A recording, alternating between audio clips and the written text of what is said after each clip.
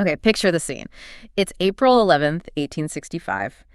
The mood in Washington, D.C. isn't just happy, it's electric, almost volatile. Right. The Civil War, this 4-year nightmare that has just drenched the country in blood is basically over. General Lee surrendered to Grant just 2 days ago. At Appomattox, yeah. Yeah. So all of this tension that's been building for years, it just snapped. It's been replaced by this massive, almost delirious sense of relief. It's a national catharsis, really. Absolutely. You have people literally dancing in the streets, bonfires everywhere, but underneath all that celebration, there's this huge question mark just hanging over everything. What now? What now? The fighting's over, but what happens to the country? I mean, how do you even begin to glue a shattered nation back together? Exactly. So this huge crowd, they gather outside the White House, they're chanting, they're cheering, they want to see the president, they want a victory speech. They want him to come out and, spike the football, maybe gloat a little bit. Of course. So Abraham Lincoln, he appears at a window on the second floor. He looks down at this sea of faces. But he doesn't give them that. He doesn't give them a big victory lap. No, he does something that is just so quintessentially Lincoln. He puts on his glasses, he pulls out a candle so he can see. Candle. Yeah, a candle to read by. And he starts reading this prepared speech. Mm-hmm. And it is not a rousing patriotic anthem. It's a pretty dense, almost legalistic policy proposal about Reconstruction in Louisiana, of all places. Sounds incredibly dry. But then he gets to a point, he pivots, he stops with the legal boilerplate, and he says something that for April 1865 is just, it's absolutely radical. It is. He starts talking about the future of the South, and he suggests that the elective franchise, so the right to vote, should be given to some African Americans. And he's specific. He says the very intelligent and also those who served our cause as soldiers. We really have to just pause on the weight of that statement. You really do. You have a sitting president in 1865 publicly floating the idea of black citizenship and voting rights. Yeah. This is a seismic shift. He's redefining what we the people means in real time. And while most of the crowd is probably just happy the war is over, not really parsing the details, there's one man in that audience who hears that specific line and just snaps. John Wilkes Booth. John Wilkes Booth. He's standing right there in the crowd. And we have witness accounts, people who were with him. When he hears Lincoln suggest voting rights for black men, he turns to his companion and says, that means nigger citizenship. And then he makes a vow. What does he say? He says that is the last speech he will ever make. He was right. 3 days later, Lincoln is dead. For me, that completely reframes the assassination. It wasn't just this general anger about the South losing the war. It was about that. It was reaction to a specific vision for the future. That's the core of the tragedy we're really unpacking today. We have this image of Lincoln as, the marble statue on the National Mall, stoic, unshakable, kind of distant. Right. But the source material we're diving into today, it tells a much more turbulent story, a much more human one. We're trying to strip away that myth to find the actual flesh and blood man underneath. And we are going to cover the entire arc. We're going from, the dirt floor poverty of the Kentucky frontier all the way to the political genius of his team of rivals, cabinet. And this is a big one I think people miss, his lifelong, often debilitating battle with what we'd now call clinical depression. It's absolutely essential to understanding him. Historians today, they almost universally rank him as the greatest president. But if you were to look at the newspapers from 1863, maybe even 1864. Oh, he was hated. He was hated, ridiculed. People thought he was an idiot, a tyrant. He was barely hanging on to his own sanity, let alone the country. The whole mission of this deep dive is to figure out how he bridged that gap from that guy to the marble statue. So let's rewind way, way back to the beginning. And when we say frontier, I think a lot of us might picture something like, a cozy little house on the prairie scene. Not even close. No. The sources describe his childhood home in Kentucky as a hunter's hut, not fit to be called a home. And that's putting it politely. We are talking about a three-sided camp in the absolute wilderness. Lincoln was born February 12, 1809 in Hodgenville, Kentucky. The poverty it's hard for us to even wrap our minds around it today. A one-room log cabin. A one-room log cabin with a dirt floor, no windows, just an opening that they'd cover with greased paper or maybe an animal skin. You can just imagine the wind whistling through the chinking in the logs. And then the family moves. They go to Indiana in 1816. Lincoln's just a boy, maybe 7 years old. They move because Indiana is a free state, and his father, Thomas, wanted to get away from competing with slave labor in Kentucky. Right. In Indiana, it was wild. They called it the unbroken forest. And it's here, in this wilderness, that the first great trauma of his life hits. When Abraham is only 9 years old, his mother, Nancy Hanks Lincoln, gets sick. And she doesn't just, pass away peacefully. She dies of something they called milk sickness. I was looking at this in the notes. It sounds so, innocuous, milk sickness. But the reality of it is just horrific. It's a terrible, terrible way to die. It happens when cows eat this plant, the white snakeroot plant, which has this potent toxin in it, and it gets into the milk. It gets into the milk, and when people drink it, it causes these violent symptoms. Tremors, vomiting, a strange coating on the tongue, and then eventually coma and death. Lincoln watched his own mother die this way over the course of a week. And no doctor. No doctor, nothing. Just a 9-year-old boy in a tiny one-room cabin watching his mother suffer. That kind of trauma. It leaves an indelible mark. It has to. It absolutely does. It really marks the beginning of a life that is just intimately acquainted with death and with loss. And it left him with a kind of a darkness, a melancholy that never really went away. And yet in this brutal environment of survival and grief, he develops this voracious, almost desperate appetite for learning. But the stats on his actual schooling are just wild. The sources say he had less than a year of formal education. Total. In his entire life, we're talking maybe a few weeks here, a month there. And these schools were, they were called blab schools. Blab schools, what does that even mean? It sounds loud. It was chaos. They were called that because the students mostly didn't have books.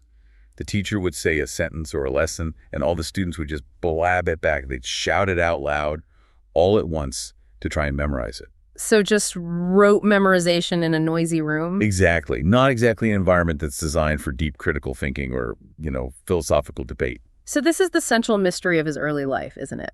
How does the blab school kid, the one with less than a year of schooling, become the man who writes the Gettysburg Address? I mean, it's arguably one of the greatest pieces of writing in the English language. He was a ruthless autodidact. He didn't just read.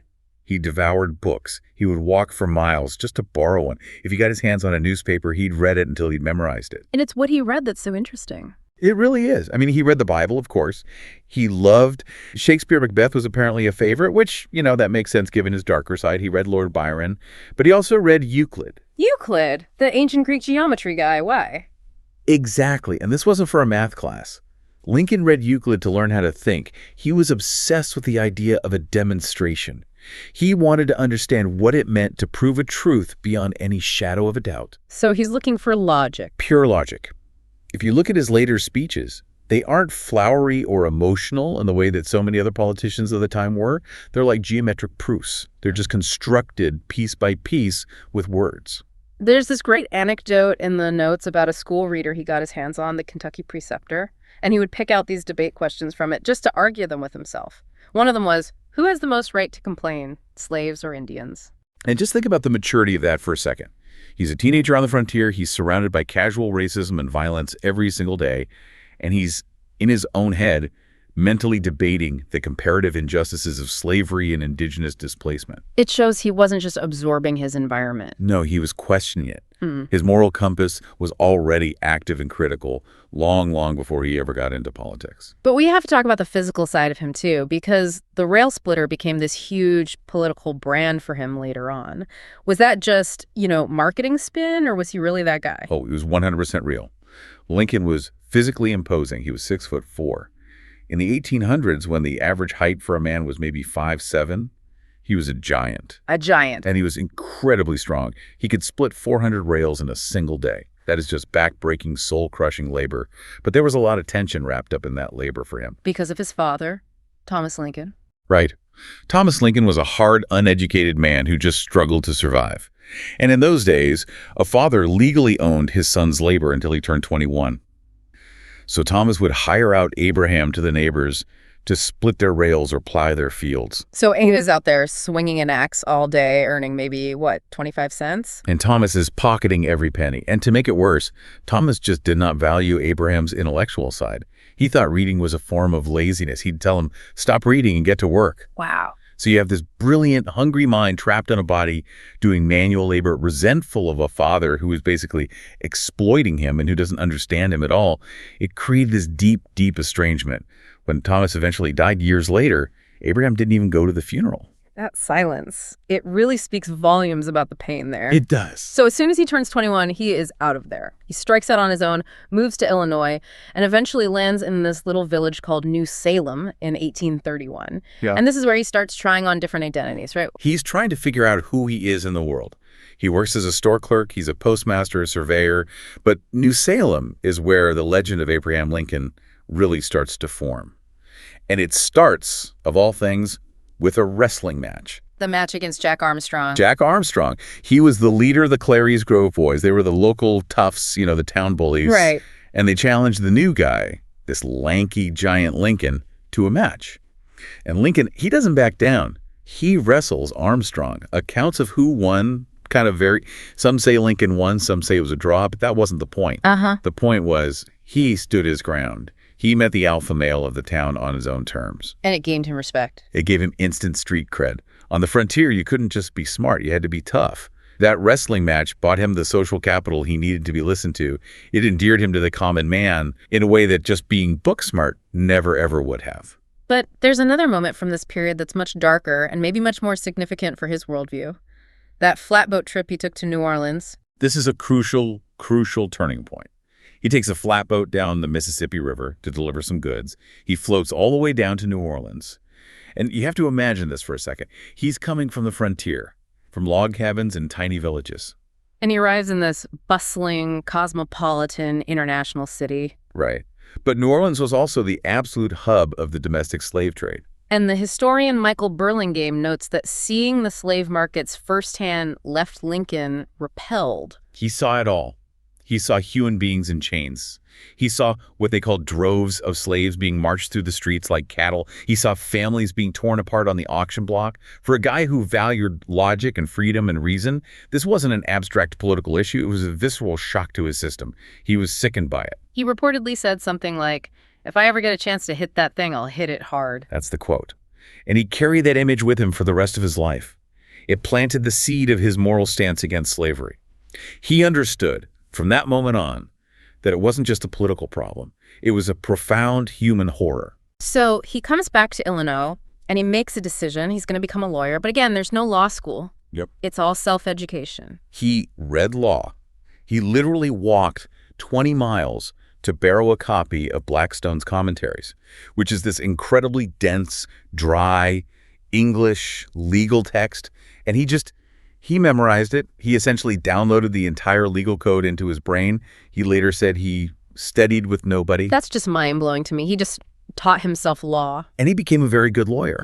But not because he was some great scholar of obscure precedents. He was a case studier. He used what he called unimpassioned reason. He would just break a case down to its absolute logical core, stripping away all the noise to find the simple truth. But while he's building this career, there's this shadow that's always hanging over him. We need to do a deep dive here into the melancholy, because today, when you look at the symptoms described in the sources, we'd have a diagnosis for this, wouldn't we? Oh, almost certainly.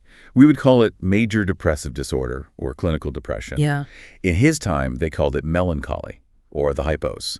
And this wasn't just, a bad mood. This was debilitating. Really? There were days he couldn't get out of bed. His friends said he would just collapse into these deep, profound silences for hours. What triggered these episodes? Loss, primarily. In 1835, a young woman in New Salem named Anne Rutledge died. Historians have debated for a century whether they were engaged or just close friends, but the impact of her death on him is undeniable. He fell apart. Completely. He was reportedly suicidal. His friends in New Salem actually had to remove all the knives and razors from his room because they were genuinely afraid he was going to harm himself. And this wasn't just a one-time thing after her death. No, it recurred throughout his life. Later, the death of his young son Eddie, and then during the White House years, his favorite son Willie. These events would plunge him back into what he called the cave of gloom. So here's where it gets really interesting to me. Most people would look at depression as a disqualifier for leadership. He's not stable enough. But there's this compelling argument that his melancholy actually made him a better leader. I think that's one of the most profound insights you can have about Lincoln. Think about it. If you're a naturally sunny, optimistic person, someone who thinks everything always works out in the end, the sheer slaughter of the Civil War, we're talking 600,000 dead. It would break you. You wouldn't be able to process that level of horror. But Lincoln was already familiar with the darkness. Exactly. The Depression had stripped him of any need for superficial happiness. He didn't have to pretend things were okay when they weren't. He had the capacity to endure suffering without shattering. And second, and maybe more importantly, suffering breeds empathy. He understood pain. He understood loss. And that allowed him to connect with a nation that was tearing itself apart in a way that a happier, lighter man might not have been able to. That is a profound way to look at it. Okay, so let's move forward to the political climb. He marries Mary Todd in 1842. And that was not exactly a fairy tale romance, was it? No, it was. It was turbulent. Mary Todd came from a wealthy, slaveholding family in Kentucky. She was socially prominent, very well educated. And Lincoln was, well, this rough-hewn lawyer from a log cabin. An odd match. A very odd match. But she saw his potential. She famously told a friend she was going to marry a man who would one day be president. But they both struggled. Mary likely suffered from what we might now call bipolar disorder. Her mood swings were legendary and often explosive. So you have a house that's just filled with his deep melancholy and her emotional instability. It was a house filled with tension and tragedy, but they were also intellectual partners.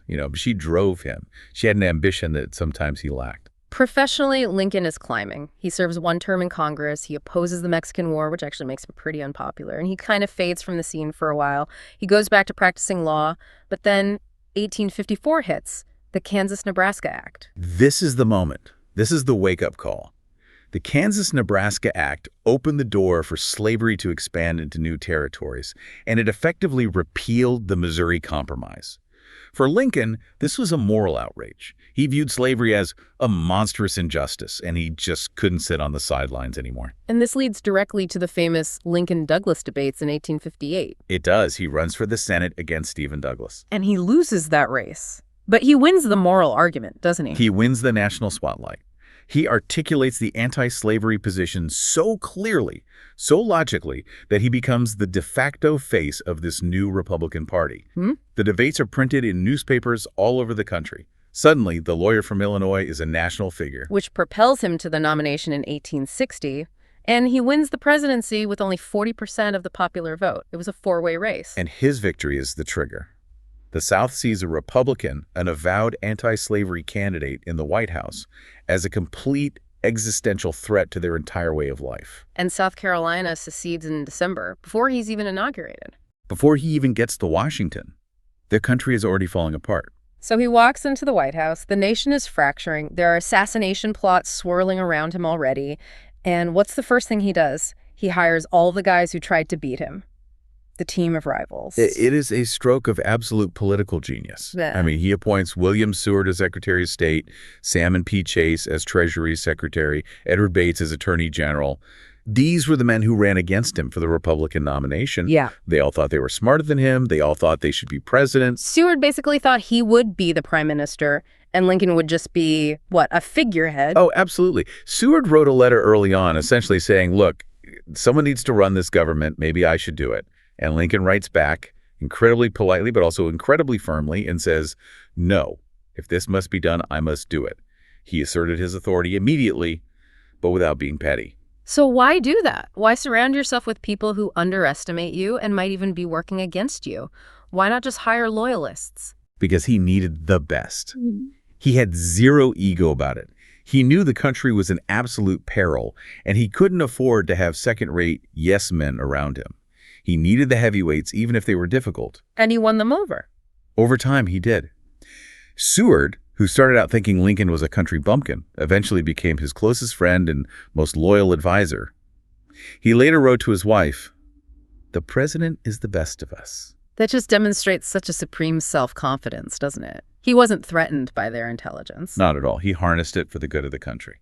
So the war begins, and this is where we have to clarify something that I think is a common misconception. The idea that Lincoln started the war specifically to free the slaves, that's not exactly the case, at least not at the start. No, it's not. And understanding this evolution in his thinking is key to understanding Lincoln. His primary goal initially was one thing and one thing only: preserve the Union. Right. There's that famous letter he wrote to Horace Greeley. The one where he says, "If I could save the Union without freeing any slave, I would do it. And if I could save it by freeing all the slaves, I would do it." He was a pragmatist. Yeah. He was desperate to keep the border states, places like Kentucky, Missouri, Maryland, from seceding. If he makes the war about slavery too early, he loses them. And if he loses them, he loses the entire war. Precisely. Huh. But, and this is the absolute key, the war changed. And Lincoln changed with it. He came to realize that you couldn't save the Union without destroying the very thing that was tearing it apart. Slavery. Slavery was the root cause. You couldn't cure the patient without cutting out the cancer. And that realization leads directly to the Emancipation Proclamation on January 1st, 1863. Which was both a moral turning point and a brilliant strategic military move. It allowed black soldiers to enlist in the Union Army. By the end of the war, nearly 190,000 African Americans had served. That's a massive influx of manpower that the North desperately needed. Lincoln himself later said the war could not have been won without the black arm. But during the war, Lincoln also took some actions that were, let's call them constitutionally creative. He suspended the writ of habeas corpus. Creative is a polite way to put it. Yeah. He essentially suspended the right to a trial. He allowed the military to arrest suspected traitors, newspaper editors, political agitators, and just hold them indefinitely without charge. The Chief Justice, Roger Taney, said it was unconstitutional. And Lincoln's response? He just ignored him. How do we square that? Honest Abe, the lawyer who revered the Constitution, just ignoring the Supreme Court. Lincoln saw it as an issue of national survival. He used this analogy of a limb and a life. He basically asked, are all the laws but one to go unexecuted, and the government itself go to pieces lest that one be violated? So break one law to save the whole system. It's the amputate the limb to save the life argument. He felt he had to violate a part of the Constitution in order to save the entire thing. That is a heavy, heavy precedent to set. It is. And it's one that presidents have pointed to ever since during times of national crisis. I want to pivot for a second to a relationship that I think really highlights Lincoln's personal growth, especially on the issue of race, and that's his relationship with Frederick Douglass. This is one of the fascinating dynamics of the entire war. Douglass was a fierce, fierce critic of Lincoln early on. He called him the white man's president. He was incredibly frustrated by Lincoln's slowness on emancipation and the unequal pay for black soldiers. So Douglass goes to the White House to confront him about it. He does. And you have to realize what a radical act that was. Black men didn't just walk into the White House for a chat with the president in the 1860s. But Lincoln welcomes him in. He doesn't brush him off. He listens. Douglass later wrote that Lincoln treated him as a complete equal. He didn't condescend at all. And that relationship, it shifted over time. It deepened. There's this beautiful moment after the second inaugural address. You know, the famous "with malice toward none, with charity for all" speech. Douglass goes to the reception at the White House. The police actually try to stop him from entering because of his race. But Lincoln spots him over the heads of the crowd and calls out, "Here comes my friend Douglass." My friend Douglass. And he pulls him aside and asks him what he thought of the speech. He said, "There is no man in the country whose opinion I value more than yours." And Douglass, who started as his biggest critic, called the speech a sacred effort. It just shows Lincoln's incredible capacity to listen, to learn, and to grow. Speaking of that speech, we have to talk about Lincoln the orator, because he completely redefined how presidents speak. He really did. Before Lincoln, political oratory was often this flowery, long-winded, pompous style. The gaslight style, they called it. Lincoln was different. He was biblical. He was concise. The Gettysburg Address is, 2 minutes long? Edward Everett, who was the main speaker that day at Gettysburg, he spoke for 2 hours. 2 hours. And nobody remembers a single word he said. Lincoln speaks for 2 minutes, and he redefines the entire purpose of the war. He moves it from a war just about preserving a political map to a war about a new birth of freedom. He makes the Declaration of Independence, all men are created equal, the central promise of American life. So we finally get to 1865. The war is winding down. Lincoln has been reelected. April 9th, Lee surrenders. The Union is saved. And Lincoln is just exhausted. He's aged 20 years and 4. You can see it in the photographs, the deep lines in his face, the sunken eyes. But he's also hopeful. On April 14th, which was Good Friday, he's reportedly happy for the first time in years. He takes this long carriage ride with Mary. He tells her, "We have had a hard time of it since we came to Washington, but the storm is over." He's making plans. He talks about wanting to visit Europe, maybe go out to California. He's finally planning for peace. And that night, to relax, they go to Ford's Theater to see a comedy, our American cousin. And we all know what happens next, but let's look at the specific mechanics of it. John Wilkes Booth, he wasn't just some random fanatic. No, he was a very famous actor. He was a Confederate sympathizer, and he knew that theater inside and out. He had free access, he knew the layout, he even knew the script of the play. So he knew when the biggest laughs line was coming. Exactly. The line was, "You sockdologizing old man trap." He timed the shot to the roar of laughter from the audience to help mask the sound. That's a chilling level of calculation. Yes. He slips into the presidential box, which was unlocked. He bars the door behind him with a wooden plank he brought. He shoots Lincoln in the back of the head, point blank. Then he leaps from the box onto the stage. And he breaks his leg on the landing, right? He does. He lands awkwardly. His spur gets caught on a flag. And as he lands, he shouts, "Sic semper tyrannis, thus always to tyrants," the state motto of Virginia. He honestly thought he was a hero. He thought the South would rise up and thank him for this. But they didn't. Lincoln is carried across the street to the Peterson House, and he dies the next morning, April 15th. And the reaction across the country, it wasn't celebration, not even in most of the South. It was just shock and horror. It was chaos. And for the North, it was instant canonization. Lincoln went from being this controversial, often hated politician to a martyr overnight. He became Father Abraham. But the real tragedy isn't just that he died, it's what died with him. This is the great what if that just haunts all of American history. Reconstruction. That is the great tragedy. Lincoln favored a moderate path. He wanted to heal the nation. He had the political genius, the skill to navigate both the angry South and the radical wing of his own party in the North. He wanted to bring the nation back together while protecting the rights of the newly freed slaves. But instead of Lincoln, we got Andrew Johnson. We got Andrew Johnson, a man who was a staunch racist, who lacked every ounce of Lincoln's political skill, and who completely botched the entire process of Reconstruction. Then the radical Republicans took over Congress, and it all devolved into bitterness and anger. The smooth, charitable transition to equality that Lincoln had hoped for, that malice toward none, it died with him. And we got a century of segregation instead. It's just heartbreaking to think about. He saves the Union, he ends slavery, but he doesn't get to finish the job. He doesn't get to build the peace. He doesn't. But look at what he did leave us. He proved that a democracy could survive its own internal destruction. He set the precedent that even in the middle of a brutal civil war, you hold elections. You don't cancel them and become a dictator. You respect the process. So wrapping this all up, what does this mean for us today when we look back at this man? I think it means that true leadership is about capacity. The capacity to grow from a poor frontier boy into a world statesman. The capacity to suffer deep personal depression and transform that suffering into empathy. And maybe most of all, the capacity to listen to your rivals and harness their strengths. Lincoln wasn't born a saint on a pedestal. He was a flawed man who educated himself, who fought his own demons, and who managed a team of people who often hated him, all to save an idea.